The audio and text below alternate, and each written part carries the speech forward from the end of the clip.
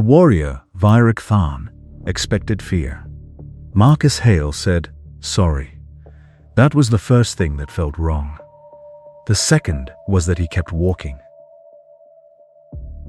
This was not how challenges began. The transit hall of Karth Station moved like a living organism. Thousands of species flowing through layered walkways of polished alloy and glass. Traders, pilgrims, contractors, security patrols. Every movement had purpose. Every movement had hierarchy. Virik Tharn moved through it like a blade through cloth. 7.5 feet tall, dense muscle beneath ceremonial combat plating. 4 eyes arranged in a forward predatory cluster. Skin like dark stone stretched over corded strength. Scars deliberately left visible instead of regenerated, proof of worth. Reth Val and Corin Drax walked beside him, similar in build but less adorned. Their conversation stopped when impact happened. Marcus Hale stepped out of a side corridor carrying a small supply crate. Distracted, focused somewhere else. He collided shoulder first into Virik's chest plate. The crate slipped. Marcus caught it before it hit the ground. Quick hands. Practiced hands. He adjusted his grip. Then he looked up. Brown eyes. No fear. No challenge. Just recognition of inconvenience. "Sorry about that," Marcus said. Then he stepped sideways to continue walking. Virik did not move. "You made physical contact," Virik Tharn said. His translator rendered the words flat and direct. Marcus stopped. Turned. Looked up again. "Oh, yeah, my bad." He shifted the crate slightly. "You good?" Virik blinked once. That response did not exist inside his cultural framework. "You initiated contact," Virik said. "That is declaration." Marcus stared for a second. Then, "Oh." A small breath through his nose. Not fear, not excitement, just mild understanding. "You're one of those cultures." Reth Val shifted uneasily. Marcus nodded slightly. "Okay. Look, I wasn't challenging you. Just trying to get coffee." Virik stepped forward. "Intent does not remove consequence." Marcus looked at him for a long moment, then sighed slightly. Not dramatically, just tired. That was the third thing that felt wrong. "You really don't want this," Marcus said calmly. Virik straightened. "I am Third Spear Virik Tharn of the..." Yeah. Marcus interrupted gently. "Not disrespectful, just uninterested. I believe you." Another pause. "But trust me, you don't want this." Reth and Corin exchanged a look. That was when concern began. Not because of threat, because of tone. Warriors threatened. Predators threatened. This sounded like neither. This sounded like someone stating a weather report. Virik stepped closer. "You believe yourself superior?" Marcus shook his head immediately. "No. I believe I'm tired." That answer hit wrong. Very wrong. Virik's upper hands flecked slightly. "You show no fear." Marcus gave a small half shrug. "I used mine up already." Silence. Crowds continued moving around them. Station noise continued. Life continued. But inside the small circle around them, something had shifted. Reth Val spoke quietly in their native tongue. "Virik, we should go." Virik ignored him. "You refuse honorable engagement." Marcus adjusted the crate again. Small details. The way his feet positioned. Weight distribution. Balance. None of it aggressive. All of it prepared. "No," Marcus said. "I refuse stupid fights." Corin Drax let out a small, unexpected laugh. Virik did not laugh. "You insult warrior tradition." Marcus tilted his head slightly. "No, I respect it. I just know what comes after it." That answer landed heavier than any threat could have. Reth felt it. Corin felt it. Virik did not yet understand it. "You speak like survivor," Virik said. Marcus gave a small nod. "Yeah, I am." Silence stretched again. Virik finally asked, "Of what war?" Marcus answered without drama. 3 of them. That was the first moment Reth felt real danger. Not because of numbers, because of delivery. No pride, no performance, no attempt to impress. Just fact. Varric stepped even closer. What unit? Marcus hesitated, then gave the smallest smile. You ever noticed how the guys who talk the least usually saw the worst stuff? That was not an answer. That was confirmation. Reth stepped forward slightly. Varric, we should leave. Varric did not move. Marcus shifted the crate again. Look, man, he sounded almost apologetic. I'm off duty. That phrase translated awkwardly. Off duty from what? You think this is employment? Varric asked. Marcus looked at him. For the first time, there was something behind his eyes. Not anger, not fear, memory. No, he said quietly. I think it's something you haven't survived yet. That was when Reth and Corin knew. This was wrong, very wrong. Rethfal had seen this before. Not this exact situation, not this exact species, but this pattern, the relaxed posture that didn't match the situation. The breathing rhythm that stayed steady. The way Marcus Hale's eyes kept moving without his head turning. Scanning, measuring, accounting. Corin Drax leaned slightly toward Reth. You see it too? Reth answered quietly. Yes, Varric was still focused on dominance, still reading the encounter through the lens of challenge and response. Victory and defeat, strength and weakness. Reth was reading something else. Probability. His hands, Reth said quietly. Karen watched more closely. Marcus adjusted the crate again. Same movement, same grip, same placement of his fingers. Repeatable. Corin's lower eyes narrowed slightly. That's training. Reth gave a small nod. Yes. Marcus shifted his stance slightly to relieve pressure from one leg. Small movement, almost invisible.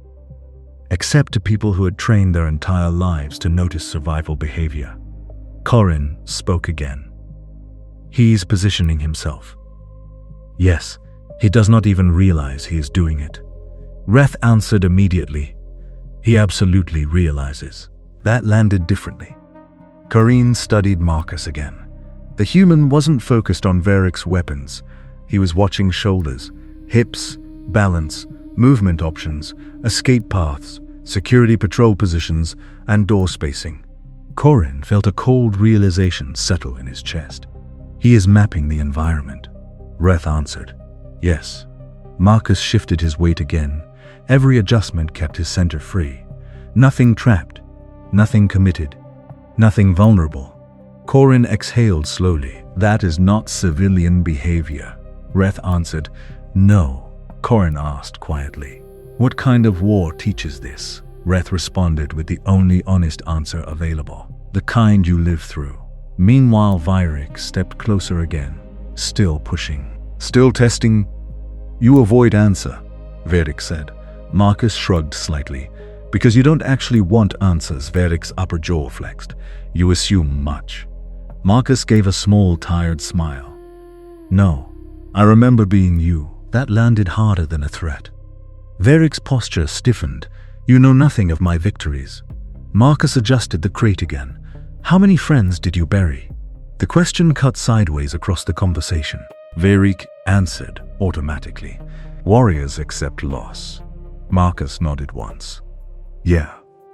A quiet beat passed. That's what we told ourselves too. Corin's stomach tightened. Reth said nothing. Marcus continued calmly. Then you start remembering names instead of numbers. Crowd noise filled the silence. Someone nearby laughed. A transport drone passed overhead. Life continued around a conversation that had quietly turned serious. Varric answered, Loss proves worth. Marcus looked at him for a long second, then said quietly, No, just that. No speech. No lecture. Just a single word from someone who had already tested that belief. Reth felt something shift in Varric's breathing. First fracture, small but barely visible. Varric tried again. You speak like defeated warrior. But Marcus answered, I speak like one who made it home. That answer hit deeper than anything before it, because Virik suddenly understood something he had never considered. The human was measuring victory differently, not by enemies killed, by survival. Virik tried to regain footing. "You still stand." Marcus gave a small nod. "Yeah." Another pause. "Some don't." Reth looked at Corin. Corin looked back. Both reached the same conclusion. This had crossed into dangerous territory. Not physical danger, psychological danger. Virik asked, "You claim experience." Marcus answered simply, "I claim memory." That changed the air again. Marcus finally asked, "How old are you?" Virik answered immediately. 32 cycles. Marcus nodded slowly. "Yeah." Another small pause. "I was your age on my second war." Virik blinked. Corin stopped breathing for half a second. Reth felt the math immediately. 32, 3 wars. Still alive, still calm, still standing. That equation only had one solution. Experience Virik did not possess yet. Marcus finally shifted the crate onto a nearby bench. For the first time, his hands were free. Reth's pulse increased. Corin took half a step back. Virik didn't move. Marcus rolled one shoulder slightly. Old injury, compensation habit. Then he said quietly, "Listen, Virik." The use of his name landed harder than expected. "You look like a good soldier." Virik said nothing. Marcus continued, "And good soldiers deserve long lives. Picking fights with strangers usually cuts that short." That was when Corin finally spoke clearly. "Virik, this one is not prey." Virik did not answer. Marcus looked between them, then said something that completely changed the temperature. "My first deployment, I thought I was invincible too," Corin asked quietly. "What changed?" Marcus answered, "Gravity." That confused them. Marcus clarified, "When you carry enough coffins, everything gets heavier." Silence followed that. Real silence. Even Virik had no immediate response. Virik Farn had been studied before. Opponents measured reach, measured weapon loadout, measured reaction speed. Marcus Hale was measuring something else. Distance, timing, intent. Virik felt it slowly, like pressure building behind armor. "You are still evaluating me," Virik said. Marcus didn't deny it. "Yeah." Simple answer, no performance, no attempt to hide it. Varik's lower hands flexed slightly. "You believe you could win?" Marcus scratched lightly at the side of his neck, thinking. "Wrong question." Varik's eyes narrowed. "What is the correct question?" Marcus answered while studying the flow of the corridor behind Virik. "How bad it gets if things go wrong." That answer stalled Virik for a second. Corin understood immediately. Reth understood even faster. Marcus wasn't thinking about victory. He was thinking about damage, collateral, recovery time, medical response, security reaction. Corin spoke quietly. "He is calculating aftermath." Reth answered, "Yes." Virik asked, "You prepare for defeat?" Marcus shook his head. "You prepare for consequences." That landed deeper. Virik tried again. "You believe consequences favor you?" Marcus gave a quiet breath. "No one wins those." Then, after a second, some just lose slower. Reth felt that one. That sounded like experience talking. Virik circled slightly, trying to regain psychological ground. Marcus turned just enough to keep him in view. No wasted movement, no aggressive posture, just awareness. "You keep adjusting position," Virik said. Marcus gave a small shrug. "Old habit." Corin asked, "What habit?" Marcus answered without thinking, "Making sure I can see hands." All 3 aliens froze slightly. Marcus noticed. "Relax," he added. "I do that with everyone." Reth asked quietly, "Why?" Marcus answered, "Hands decide how bad a day gets." That was a soldier answer, not a brawler answer. Virik tried again. "You still show no concern." Marcus gave a faint smile. "That's because this isn't the worst room I've been in." That sentence landed like weight. Corin asked, "What was?" Marcus didn't answer right away. His eyes drifted for a second, then came back. Rooms where nobody was walking out. That shut down several lines of questioning immediately. Varric changed angle again. Marcus adjusted again, small movements. Clean geometry. Reth finally asked the question forming in his mind. How many close engagements? Marcus thought a second. Enough. Reth pressed slightly. Estimate. Marcus gave a number. Low voice.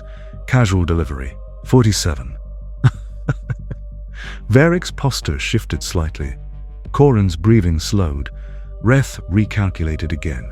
Survivor rate? Reth asked. Marcus answered instantly.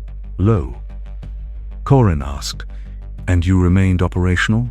Marcus gave a small nod. Yeah. Somebody had to. That answer explained more than any statistics. Varric finally asked something different. Why no visible weapons? Marcus gave a slight smile. 'Cause I don't need one for this conversation. That wasn't bravado. That was assessment. Rhett spoke immediately. Varric, end this. Varric ignored him again. Marcus looked at Varric for a long moment, then asked something unexpected. You ever been in a real fight? Varric stiffened. I have defeated 31 opponents. Marcus nodded slowly. Yeah, then that's not what I asked. Silence stretched again. Marcus continued calmly. I mean the kind where nobody is keeping score. That changed the conversation again. Varric did not answer immediately. Marcus continued. The kind where afterward you don't feel proud, you just feel lucky. Corin shifted his weight. That sounded different from their warrior doctrine. Varric answered carefully. Combat proves strength. Marcus answered. Survival proves judgment. That one hit clean. Reth watched Varric's posture change again. Second fracture forming. Varric asked, You think I lack judgment? Marcus answered carefully. I think you're young. No insult in it. No superiority. Just observation. Varric started to answer. Marcus continued before he could. And young warriors usually think experience is something they earn after the fight.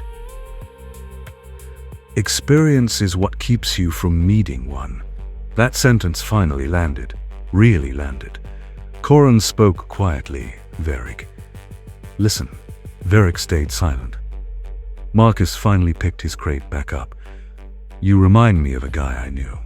Varric asked. What happened to him? Marcus answered without emotion. He won. He didn't make it home. That answer stayed in the air. Heavy. Reth finally spoke with full authority. Varric, this encounter is concluded. Varric didn't move. Marcus adjusted his grip again.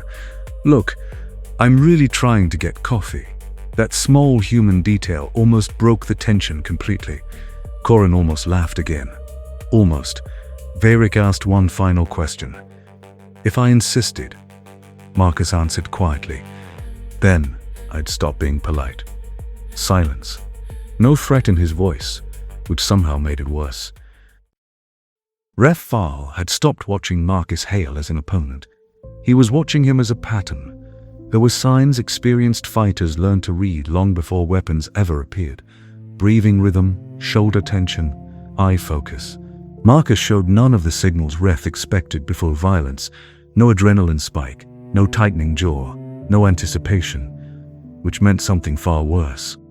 Control. Reth stepped slightly closer to Varric. Do you see his shoulders? Varric did not answer. Corin did. They are loose. Reth nodded. Yes. Corin asked, why does that matter? Reth answered, because untrained fighters tense before conflict. Professionals conserve energy. Varric still refused to disengage. Marcus watched the exchange quietly. You guys do this often? Marcus asked. Corin answered before Varric could. Prevent unnecessary injuries? Yes. Marcus gave a faint approving nod. Good policy. Varric did not appreciate that. You speak as if you hold authority here. Marcus shifted the crate slightly. No, I speak like someone who hates paperwork. That caught Corin off guard. Paperwork? Marcus nodded. Reports, statements, investigations, medical reviews. Every fight comes with hours of that stuff. That was such a mundane answer. It almost broke the tension again. Almost. Varric tried again. You reduce combat to administration, Marcus answered. No, I reduce it to consequences. Reth finally asked directly, "What theater?" Marcus looked at him. First time he seemed mildly surprised. "You're the first one to ask that." Reth waited. Marcus answered, "Outer colony conflicts." Corin felt something shift. Reth asked, "Urban or open field?" Marcus answered instantly. "Started open, ended urban." Reth inhaled slowly. That told him everything he needed. Urban survival fighters did not posture. They adapted. Varric asked, "What difference does terrain make?" Marcus answered simply, "In cities you stop thinking about winning. You start thinking about staying alive another 10 minutes. That landed harder than anything about glory." Corin asked quietly, "Why remain in such environment?" Marcus answered, "Because someone had to get people out." That was the first truly human answer. Not soldier, human. Reth saw it immediately. That explained the posture. That explained the scanning. That explained the lack of ego. Marcus wasn't built for duels. He was built for extraction. Varric still pressed. "You still avoid answer." Marcus gave him a level look. "I already gave it." Varric's voice hardened. "You avoid engagement." Marcus finally said something very direct. "Yeah." A quiet second passed. "Because I already know how it ends." Varric asked. "How?" Marcus answered. "Someone goes to medical. Maybe both." That was pragmatic. Cold. Corin finally spoke firmly. "Varric." "Enough." Varric still didn't move. Marcus studied him for a long second, then asked something unexpected. "You ever had someone depend on you to come back alive?" Varric frowned slightly. "Warriors accept risk." Marcus nodded slowly. "Yeah, then that's not what I asked." That question lingered, Marcus continued. "I mean someone who isn't a warrior. Someone who doesn't understand why you might not come back." Reth watched Varric carefully.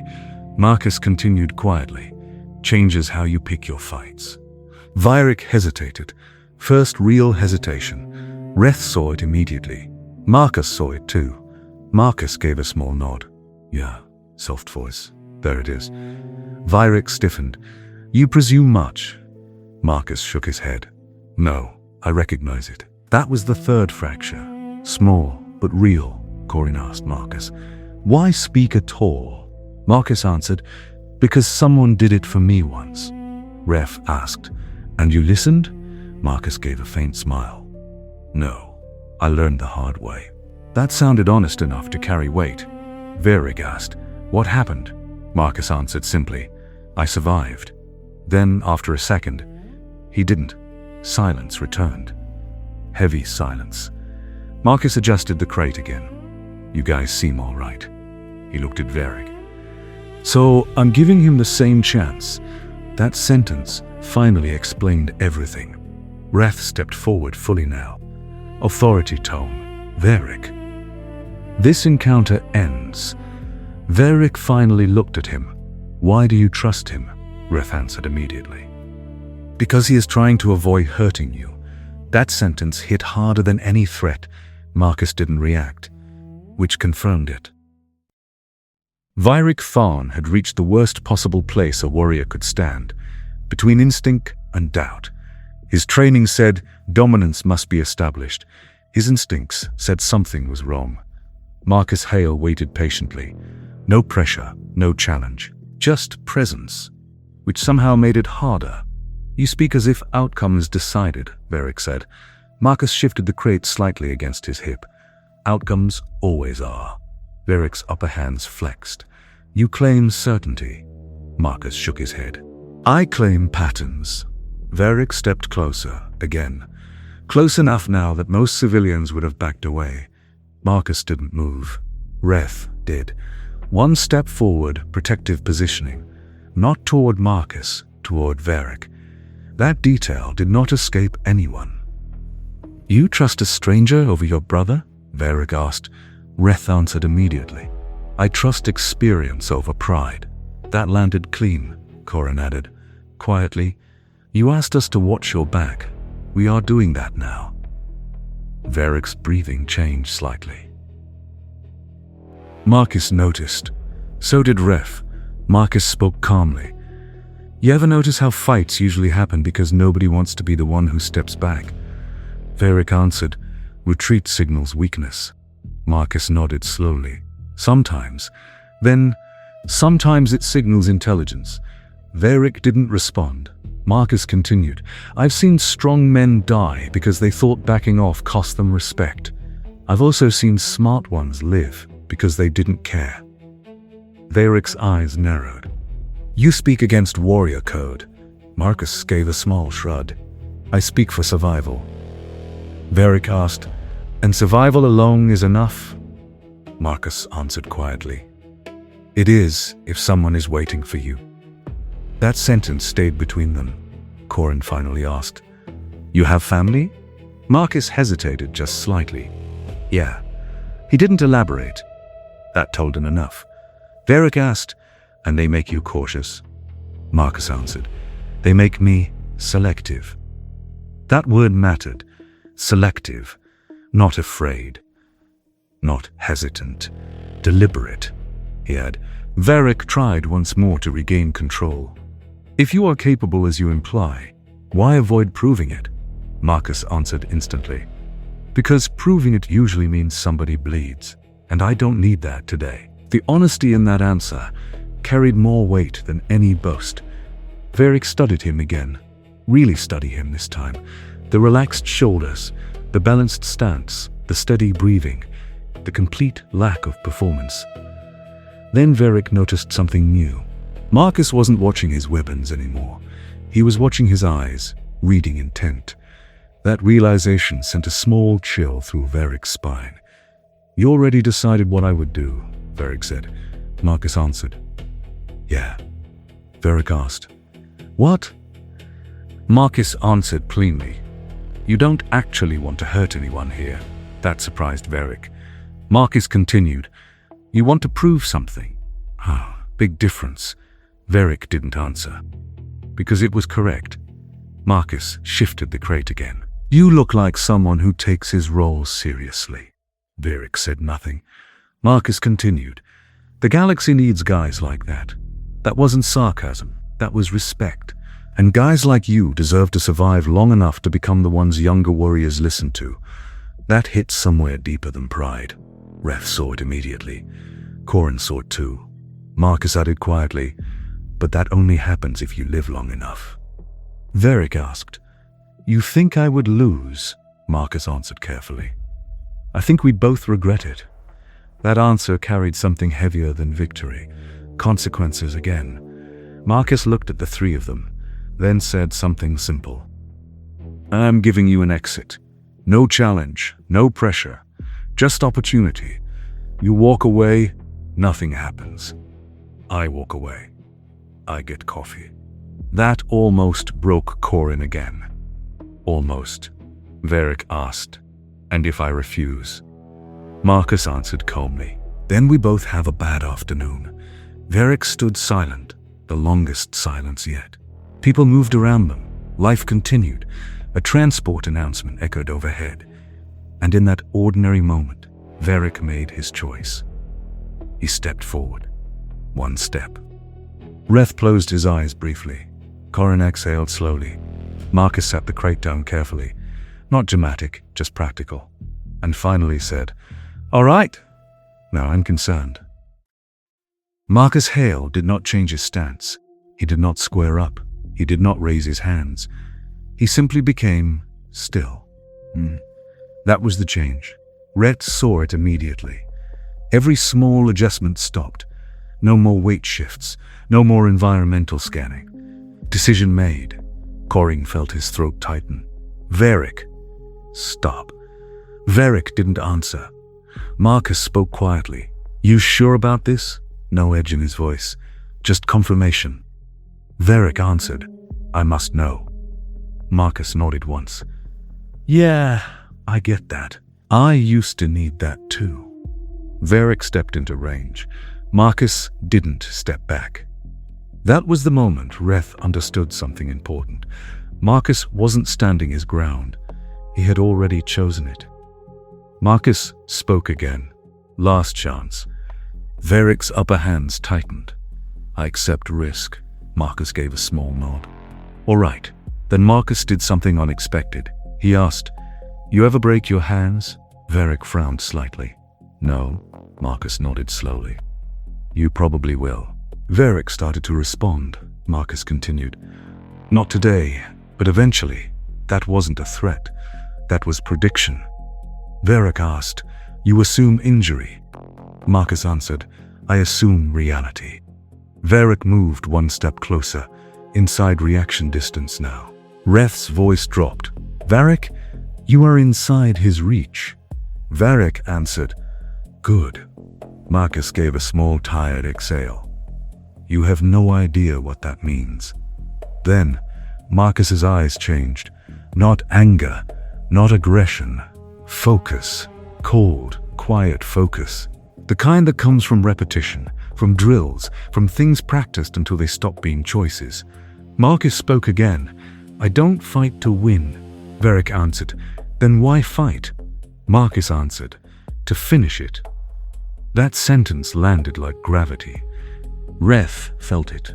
Corin felt it. Veric heard it.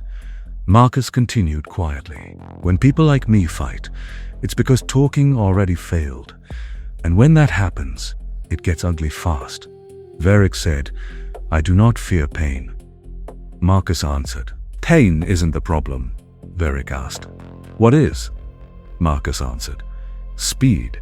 That confused Veric. Marcus clarified, "Real fights don't look like duels, they look like accidents." Reth felt a chill run through his spine. Marcus continued, "You blink, someone hits the floor. Sometimes it's you." Veric's breathing slowed. Marcus continued, "I don't posture, I end problems." That was the first truly dangerous sentence Marcus had spoken. And he still sounded like he was talking about maintenance work. Corin finally said, "Veric, this is wrong." Marcus added quietly, "I'm not angry. I'm not trying to prove anything. I just won't let you hurt me." That sentence carried absolute certainty. Veric asked, "You believe you could stop me?" Marcus answered, "I believe I already have." Veric hesitated, small, but real. Marcus continued, "You're thinking now." "That's good," Veric asked. "Why does that matter?" Marcus answered, "Because the second someone stops thinking, that's when bones break." Silence stretched. Marcus finally said something very simple. "I don't want to hurt you, but I will." And for the first time, Veric believed him. Not because of tone, because Marcus sounded exactly like someone who had said that before, many times. Reth stepped fully between them now. "Veric, authority voice, end this." "You already proved courage," Marcus quietly said. "Walking away proves more." That sentence hung in the air. Veric stood there, breathing slower now, thinking, really thinking. Marcus waited, patient, no rush. Because veterans understand something young warriors don't. Time favors the calm. Veric Fawn stood very still. For the first time since the encounter began, he was no longer trying to dominate the moment. He was trying to understand it. Marcus Hale waited without pressure. No countdown, no threats, just quiet patience. Reth said nothing now. Corin said nothing. This decision had to belong to Veric. Marcus spoke softly. "You know what's funny?" Veric didn't answer. Marcus continued, "I don't even remember most of the fights I won. But I remember every single one I should have avoided." That settled into the silence. Veric asked, "Why?" Marcus answered, "Because those are the ones that cost something." Veric looked directly into Marcus's eyes, not looking for weakness anymore. Looking for truth. What did they cost? Marcus answered simply, "People. Time. Parts of myself I don't get back." That was the most honest thing he had said. Veric asked, "And you still fight?" Marcus nodded. "When I have to," Veric asked. "And how do you know?" Marcus answered. when there's no other choice. This isn't one of those times. Varric's breathing slowed further, thinking speed replacing reaction speed. Marcus added quietly, "You already know that." That was the moment.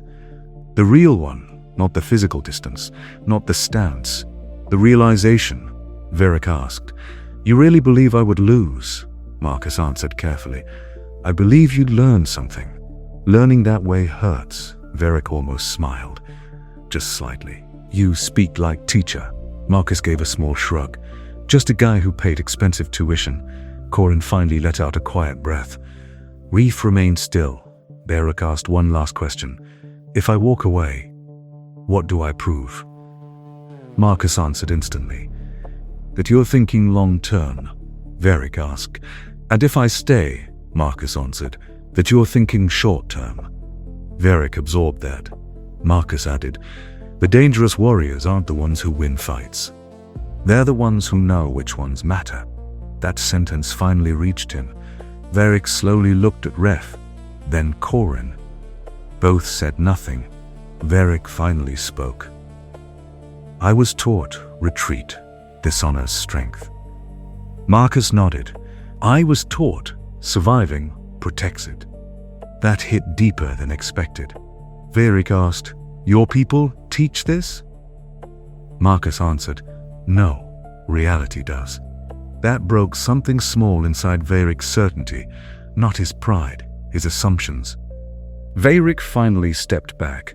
One step. That was all, but it changed everything. Marcus immediately relaxed slightly. Not victory, acknowledgement. Varric spoke quietly. "This encounter is finished." Marcus nodded once. "Good call. No celebration, no triumph. Just respect," Varric added. "You would have been a difficult opponent." Marcus gave a faint, tired smile. "You would have been a bad day." Corin finally laughed, tension finally breaking. Reth gave a small, respectful incline of his head toward Marcus. Marcus returned it naturally. "Warrior to warrior." Without saying it, Varric asked, "What is your name?" Marcus answered, "Marcus." Varric gave his, "Varric Farn." Marcus nodded. "Take care of yourself, Varric." Varric answered, "You as well." Marcus hail. Marcus picked up his crate, started walking again, then stopped briefly, turned slightly, and added one last thing. "Hey."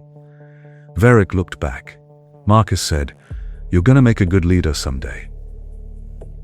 Just don't rush the part where you survive long enough to become one." Then he walked away. No drama, no looking back. Just a man going to get coffee. Varric watched him disappear into the crowd. And for the first time, he understood something his training had never taught him. Strength wasn't proven in the fight. Sometimes it was proven in the one you chose to leave. Varric Farn did not move for several seconds after Marcus disappeared into the station flow. Not frozen. Reth finally spoke. "You felt it," Varric answered. "Yes." Corin asked, "What part convinced you?" Varric answered slowly, "He never tried to convince me." That answer carried weight. Reth gave a small approving nod. "Yes," Varric continued, "he never tried to dominate. He never tried to intimidate. He never tried to prove anything." Corin added quietly, "Which meant he didn't need to." Varric looked at him. "Understanding forming." "Yes," Reth asked. "What did you see?" Varric answered, "A warrior who measures cost." Reth said, "Good." Varric continued, "He watched exits. He watched hands. He watched space." Corin added, "He watched survival." Varric nodded. "Yes." Reth asked the real question. "What did you learn?" Varric took longer to answer this time. Finally, that confidence and experience looked different. Reth gave a small approving nod. Varric continued, "Confidence tries to prove itself. Experience already knows." But sentence told Reth everything he needed. Corin added, "He never tried to win. Varric answered. He already understood what winning meant. Reth asked, "And what is that?" Varric answered, "Going home." Silence settled again. Varric looked down at his own hands, scarred, strong, unproven in the ways that now mattered. "I thought courage meant stepping forward," Reth answered. "It often does," Varric continued. "I did not realize courage could also mean stopping," Reth answered. "It often means that more." Corin asked, "Many fighters never learn that." Varric asked, "Did you?" Reth answered, "Yes." "I learned it, Nate," Varric asked. "From defeat?" Reth answered, "From funerals." That landed heavily. Varric absorbed it, then asked something unexpected. "Do humans always think this way?" Reth answered, "No." Corin added, "But the ones who survive long enough often do." Varric gave a slow nod, understanding forming. "The ones who live become different," Reth answered. "Yes," Varric asked. "Do they fear combat?" Reth answered, "No. They respect what it takes." Varric looked back toward where Marcus had walked. "I misjudged him." Reth corrected gently. "You lack the experience to recognize him." Varric accepted that. Corin answered, "You listened." Varric answered, "Late." Reth gave a small nod. "But before damage." "That mattered," Varric finally asked. "What makes someone like him dangerous?" Reth answered, "He already knows what violence does, and he still chooses restraint." Corin added, "That is harder than aggression." Varric nodded slowly. "Yes." Then he said something that showed real change. "I want to understand that." Reth answered, "Then live long enough," Corin added with a slight smile, "and avoid unnecessary demonstrations." Varric almost smiled. Almost. They began walking again. But something had shifted, not in Varric's strength, in his direction. As they moved through the station crowd, Varric finally said, "Reth, yes, if I had fought him," Reth answered before he finished, "you would have survived." Varric looked surprised. Reth continued, "But you would have changed in ways you were not ready for." That answer stayed with him. Corin added, "And you might not have liked what you became." Varric considered that carefully, then asked, "Is that what experience is?" Reth answered, "Experience is understanding cost before paying it." Varric nodded slowly. They walked in silence after that, not awkward, not heavy, just thoughtful. Somewhere deeper in the station, Marcus Hale finally reached the coffee stand. He placed the crate down. "Ordered quietly," the vendor asked. "Long day?" Marcus gave a small tired smile. "They're all long days." He took his drink, walked away, unknown, uncelebrated, just another survivor moving through the galaxy. Behind him, a future leader had just changed direction, and he would never know.